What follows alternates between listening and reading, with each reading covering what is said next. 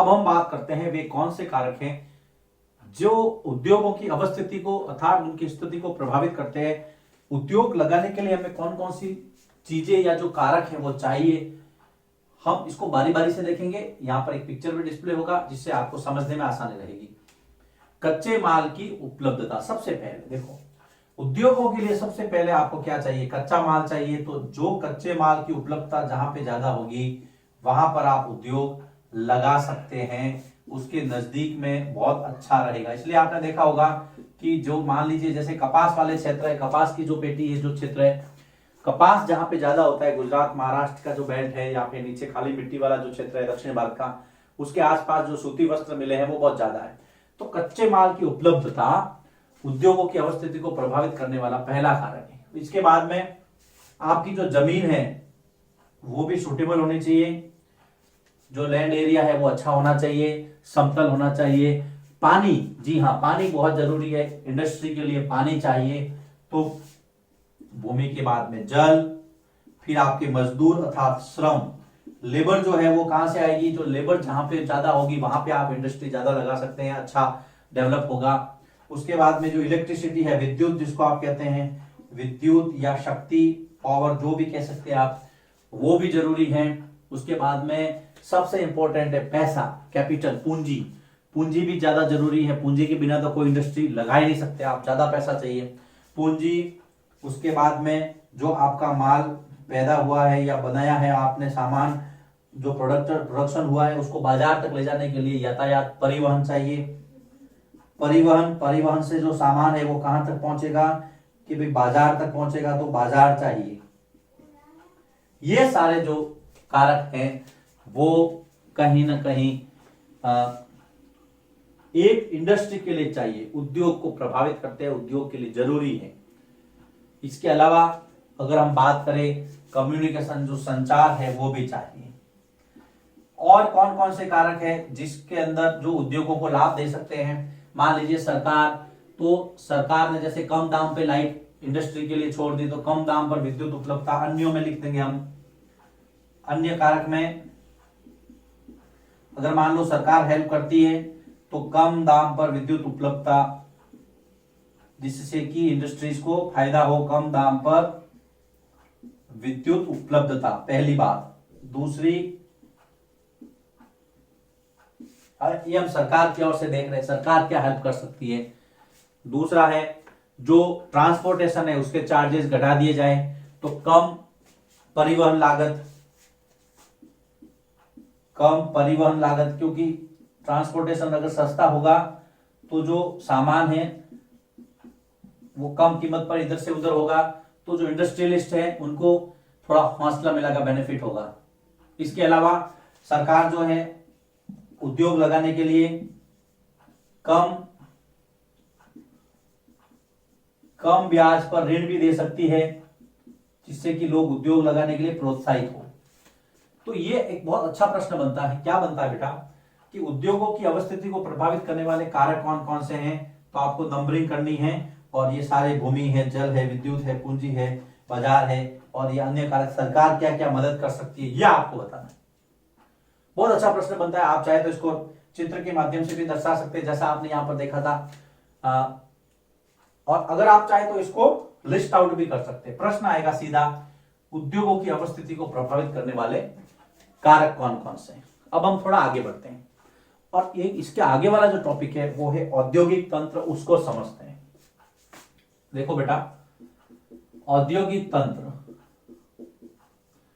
जिसको आप industrial system कहते हैं, उसके 3 पार्ट हैं। औद्योगिक तंत्र के 3 पार्ट हैं। सबसे पहला है निवेश, जिसको आप कहते हैं इनपुट। फिर है दूसरा प्रक्रम, जिसको आप कहते हैं प्रोसेस। तीसरा है निर्गत, जिसको आप कहते हैं आउटपुट। कोई भी सिस्टम हो, हमने एग्रीकल्चर वाले चैप्टर में भी पढ़ा था इनपुट, प्रोसेस और आउटपुट, और यहां पर भी हम यही पढ़ रहे हैं। निवेश का मतलब आप इंडस्ट्री में क्या इन्वेस्ट कर रहे हैं, कितना पैसा डाल रहे हैं, क्या क्या चीजें। तो देखिए वही चीजें हैं, जैसे कि मान लीजिए कच्चा माल, आपको निवेश करना ही पड़ेगा। तो निवेश में क्या आ जाएगा, कच्चा माल, फिर मजदूर आ जाएंगे तो श्रम, फिर आपने पैसा लगाया तो पूंजी, जल, विद्युत, परिवहन, ट्रांसपोर्टेशन, ये सारी चीजें जो हैं वो आपको इनपुट में देनी है। यहां पर जमीन आ गई, भूमि आ गया, भूमि नहीं लिखा, भूमि लिख दीजिए। जब बेसिक इंफ्रास्ट्रक्चर होता है किसी भी इंडस्ट्री के लिए, आपको ये चीजें उसमें इन्वेस्ट करनी है। प्रक्रम क्या होगा, प्रक्रम मतलब प्रोसेस, आपने काम किया, बहुत सारे काम हो गए, विभिन्न क्रियाकलाप, जो कच्चा माल है उसको शुद्ध करेंगे, है ना। प्रक्रम में क्या करेंगे, विभिन्न क्रियाकलाप, विभिन्न क्रियाकलाप जो कच्चे माल को परिष्कृत, शुद्ध करेंगे, कच्चे माल को परिष्कृत करते हैं। परिष्कृत का मतलब उसको शुद्ध करके उसको उत्पाद के रूप में परिवर्तित करते हैं, उसको कहेंगे हम परिष्करण। फिर आपको निर्गत में क्या मिला, आपको एक तो प्रोडक्शन मिला, जो उत्पाद है प्रोडक्ट मिला, उत्पाद मिला, उत्पाद के साथ में आपको पैसा मिला, और पैसा से आपको क्या हुआ, आपको प्रॉफिट हुआ, वो आपका इनपुट था। ये है औद्योगिक तंत्र। सीधी सी बात है, आपको समझना है आपने क्या इन्वेस्ट किया, क्या निवेश किया, इनपुट क्या था, पहला स्टेप, दूसरा फिर आपने प्रक्रम प्रोसेस किया हुआ, तीसरा आपको रिजल्ट क्या मिला। ये है बेटा निवेश, प्रक्रम और निर्गत, इसके 3 स्टेप हैं। निवेश में आपने इन्वेस्ट क्या क्या किया, यही अगर हम डालेंगे किसी भी इंडस्ट्री के लिए जरूरी है। देखो जमीन जरूरी है, परिवहन, विद्युत, जल, श्रम, लेबर जो है, पूंजी चाहिए, कच्चा माल चाहिए, सारा। फिर काम आप ये करोगे, फिर आपको ये मिलेगा। अगर हम उदाहरण लें किसका, अगर हम सूती वस्त्र उद्योग का उदाहरण लें, इसके अंदर ये उदाहरण ले, अगर मान लो सूती वस्त्र उद्योग का उदाहरण लेता हूं मैं, सिंपल सा, बहुत शॉर्ट में हम समझेंगे। अगर हम सूती वस्त्र उद्योग का उदाहरण ले तो देखिए निवेश में क्या आ जाएगा, ये तो सारा आएगा ही जाएगा, लेकिन अगर मैं शॉर्ट में रहूं तो कपास प्लस अन्य, जो भी अन्य क्या है, ये सारे आपको अन्य में लिखना है। अगर आ जाए एग्जाम्पल के लिए तो आपको इसमें कच्चा माल की जगह कपास लिखेंगे, फिर श्रम, पूंजी, जल, ये सारा लिखेंगे।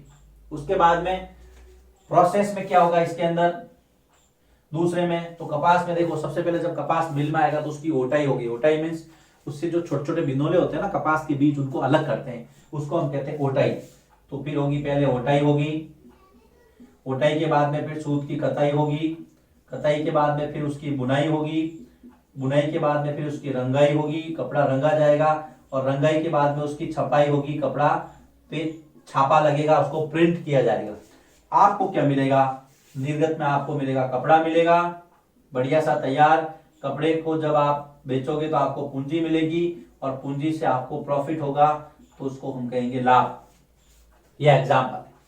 सूती वस्त्र उद्योग में आपने ये डाला, ये काम किया, और ये आपको रिजल्ट मिला। ये है औद्योगिक तंत्र। एग्जाम में अगर पूछे आप इसको इसी तरह से डायग्रामेटिक स्टाइल में लिख सकते हैं, वर्णन कर सकते हैं एग्जाम्पल के लिए। ये उदाहरण दिया हमने सूती वस्त्र उद्योग। तो अभी हमने 2 टॉपिक क्लियर किए। सबसे पहले उद्योगों की अवस्थिति को प्रभावित करने वाले कारक, दूसरा औद्योगिक तंत्र क्या है। लिखिए इसको। इसके बाद में हम आगे बढ़ते हैं अगले वीडियो में। औद्योगिक वितरण, कौन कौन से प्रकार है उद्योगों के, मुख्य रूप से 3 प्रकार हमको पढ़ने हैं, वो कौन कौन से उसके बारे में जानेंगे। पहले आप इसको लिख लीजिए, फिर हम अगले वीडियो की ओर चलते हैं।